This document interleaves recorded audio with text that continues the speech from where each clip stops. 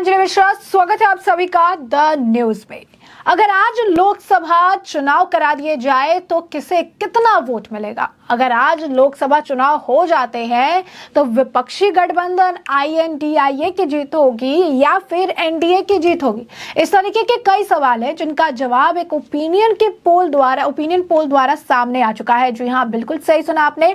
Times now ईजीटी की opinion poll सामने आई है जो स्पष्ट बता रही है मॉनसून सत्र तुरंत जो है खत्म हुआ है और इसके बाद एकदम ताजा ओपिनियन पोल सामने आया है जिसमें अगर लोकसभा चुनाव आज के आज करा देते हैं और यूं कहिए कि अगर 2024 में भी जिस तरीके से सीटों का अनुमान लगाया जा रहा है 300 प्लस सीटें जो है मिलती नजर आ रही है एनडीए को। जी हाँ, बिल्कुल सही सुना आपने।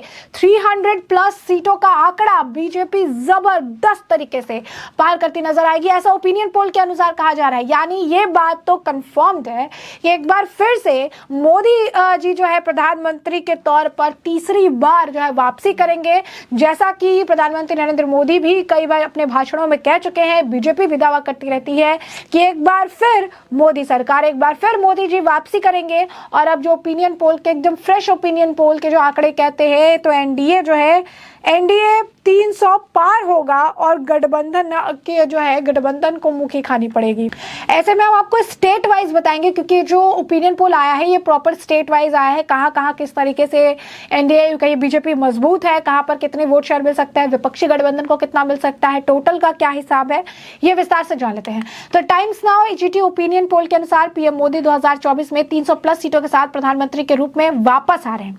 अब ऐसे में एनडीए को 296 से 326 सीटें मिलेगी और विपक्षी गठबंधन आईएनडीआईए को 160 से 190, वाईएसआर जो है सीपी को 24 से 25, बीजेडी को 12 से 14, बीआरएस को 9 से 11 और अदर्स को 11 से 14। तो ये आंकड़ा जो है हमने आपको पूरा एक आंकड़ा बताया है कि क्या है आंकड़ा। अब इसको थोड़ा डिवाइड भी कर देते हैं कि कहां कहां कौन कौन से राज्यों में और कितना जो है आंकड़ा मिल रहा है। तो पीएम मोदी इतिहास रचने को तैयार है और सर्वे के मुताबिक बीजेपी अकेले 288 से 314 सीटें जीत पाएगी, यानी 300 प्लस है। जिसमें सबसे ज्यादा सीटें उत्तर प्रदेश की है, तो शुरुआत उत्तर प्रदेश से ही करते हैं। उत्तर प्रदेश में एनडीए जो है 69 to 73 सीटें जीतने का जो है पूरा अनुमान लगाया जा रहा है। आउट ऑफ 80 सीटें हैं और 73 सीटें जीतने का अनुमान लगाया जा रहा है इस सर्वे के द्वारा।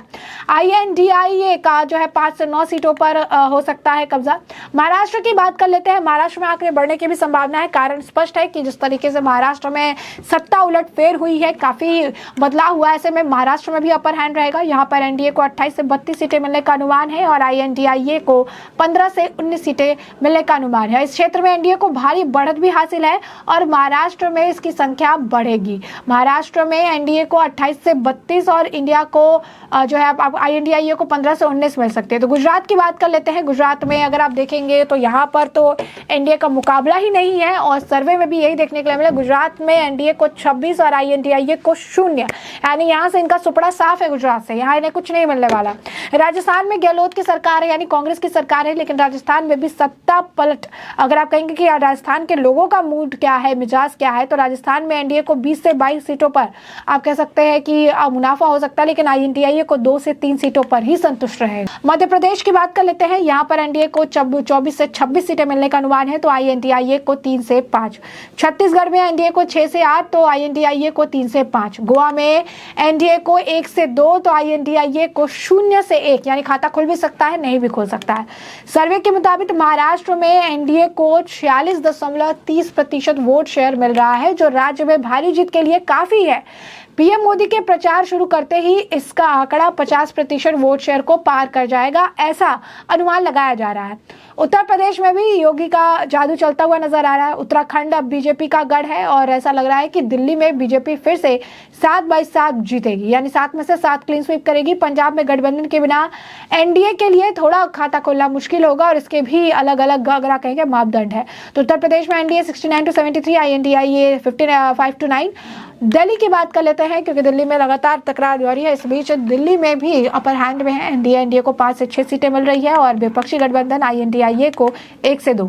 पंजाब में जो है एनडीए को 2 से 3 सीटें मिलती नजर आ रही है, तो विपक्षी गठबंधन आईएनडीआईए को 8 से 12 और सैड को 1 से 2 मिल रहा है। हरियाणा में एनडीए को 6 से 8 और आईएनडीआईए को 2 से 4। उत्तराखंड में एनडीए को 4 से 5 सीटें मिलेगी तो आईएनडीआईए को 0 से 1 यानी खाता खुल भी सकता है, नहीं भी खुल सकता है। हिमाचल प्रदेश की बात कर ले तो यहाँ पर भी एनडीए को 3 से 4 और यहाँ पर भी खाता खुलने और आप कह सकते हैं कि कुछ ना मिलने के बीच की जंग है विपक्षी गठबंधन आईएनडीआईए के लिए, जहाँ 0 से 1 का आंकड़ा दिया जा रहा है। जम्मू कश्मीर और लद्दाख की बात कर ले तो यहाँ पर एनडीए को 1 से 3 और विपक्षी गठबंधन आईएनडीआईए को 3 से 4 मिल रही है। पंजाब का वोट शेयर जो है, जैसा कि ईजीटी ने बताया कि इसमें 19% वोट शेयर है, अकाली दल के लिए 21% वोट शेयर है और आम आदमी पार्टी के लिए 29% वोट शेयर है, कांग्रेस के लिए 28% वोट शेयर है।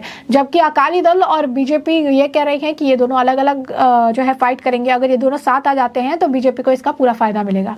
अब बात कर लेते हैं बिहार और बंगाल समेत पूर्वी भारत में बीजेपी अच्छा प्रदर्शन कर रही है, ऐसा सर्वे में निकलकर सामने आया है और यहाँ पर भी उन्हें अच्छा आप कह सकते हैं रिस्पॉन्स मिल सकता है। पश्चिम बंगाल में 18 का आंकड़ा जो है, इसे लेकर खुद गृह मंत्री अमित शाह ने कहा है, कई बार उन्होंने ये चीजें कही है कि यह आंकड़ा जो है ये रहना बहुत जरूरी है। 18 के आंकड़े की बात कर रहे थे और सर्वे में भी एकदम ऐसा ही निकल कर आया है कि एनडीए को 16 से 18 और विपक्षी गठबंधन इंडिया को 23 से 27 का आंकड़ा यहाँ मिल सकता है। बिहार की बात कर लेते हैं। नीतीश कुमार लगातार प्रयास कर रहे हैं विपक्ष को एक साथ लाने के लिए, लेकिन बिहार में भी इस मामले में लोकसभा चुनाव के मामले में अगर आप देखेंगे तो एनडीए को काफी अच्छी बढ़त मिल रही है। एनडीए को 22 से 24 सीटों का यहाँ पर फायदा हो सकता है और विपक्षी गठबंधन आईएनडीआईए को महज 16 से 18 सीटों पर संतुष्ट रहना पड़ेगा। झारखंड की बात कर लेते हैं। यहाँ पर भी बहुत सत्ता अगर आप कहेंगे कि हिलडोल वाला हिसाब है, क्योंकि वहां पर अगर आप कहेंगे झामुमो के अध्यक्ष यहाँ पर हेमंत सोरेन की सरकार है, लेकिन यहाँ पर भी एनडीए के लिए लोगों का रुझान बहुत ज्यादा है। यहाँ पर भी एनडीए को 10 से 12 सीटें हासिल हो सकती है, वहीं विपक्षी गठबंधन आईएनडीआईए को 2 से 4 पर संतुष्ट रहना पड़ेगा। असम की बात कर लेते हैं। यहाँ पर भी बहुत अच्छी बढ़त के साथ एनडीए जो है आगे चल रही है और यहाँ पर 9 से 11 सीटों पर यह काबिज होगी और विपक्षी गठबंधन आईएनडीआईए को 3 से 4 पर ही जो है संतुष्ट रहना पड़ेगा। अब में जो बचे हुए नॉर्थ ईस्ट है उसकी भी बात कर लेते हैं। वहां पर भी एनडीए को 4 से 6 और विपक्षी गठबंधन आईएनडीआईए को 3 से 5 का आंकड़ा मिल सकता है। रह गया आखिर में उड़ीसा की भी बात कर लेते हैं। उड़ीसा में आप कह सकते हैं कि काफी कंपटीशन मिलेगा। यहाँ पर विपक्षी गठबंधन आईएनडीआईए का खाता खुलने के चांसेस बहुत कम है। मुकाबला एनडीए वर्सेस बीजेडी में दिखेगा। उड़ीसा में उनकी पकड़ थोड़ी ज्यादा है बीजेडी की और ऐसे में एनडीए और बीजेडी के बीच लड़ाई है और अगर यहाँ पर थोड़ा भी वोट शेयर इधर उधर बढ़ जाता तो आंकड़े ऊपर नीचे हो सकते हैं।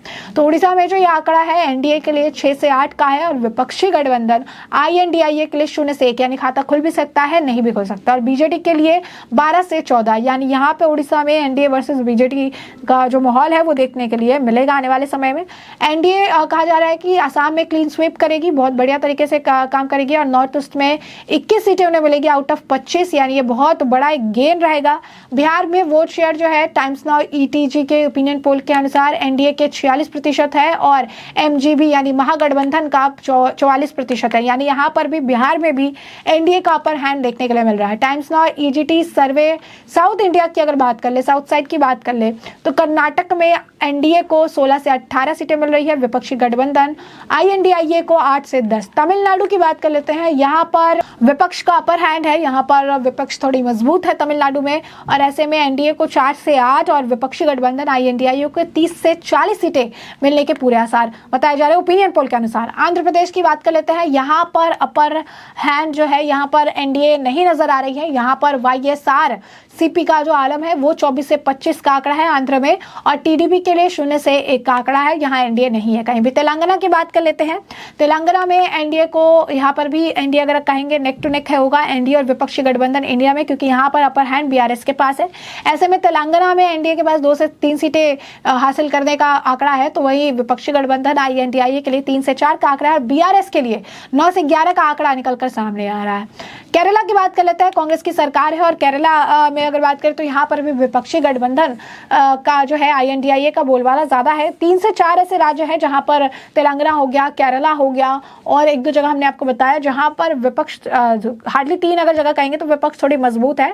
यहाँ पर एनडीए के लिए थोड़ा मुश्किलें हो सकती है, लेकिन अगर गठबंधन करते हैं तो यहाँ पर इन्हें सीटों का मुनाफा हो सकता है। केरला में एनडीए को 0 से 1 और विपक्षी गठबंधन आईएनडीआईए के लिए 18 से 20 का आंकड़ा चुना गया है। तो स्पष्ट तौर पर ये पूरी लिस्ट हमने आपको बताई है। ये बड़ा सर्वे सामने आया है, जिस बड़े सर्वे में ये दावा किया गया है एक बार फिर से प्रधानमंत्री नरेंद्र मोदी तो वापसी करेंगे और प्रधानमंत्री तीसरे बार अपने कार्यकाल को वो रिपीट करते नजर आएंगे और साथ ही साथ 300 प्लस का आंकड़ा, ऐतिहासिक आंकड़ा होगा ये। और इतने बड़े आंकड़े के साथ, इतने बड़े मार्जिन के साथ जो है बीजेपी वापसी करेगी, एनडीए वापसी करेगी। प्रधानमंत्री नरेंद्र मोदी जो है, नरेंद्र मोदी एक बार फिर से प्रधानमंत्री के तौर पर वापसी करते नजर आएंगे।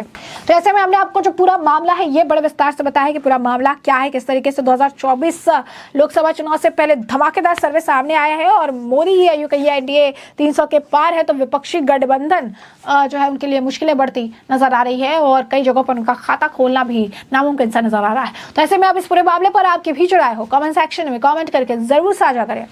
धन्यवाद।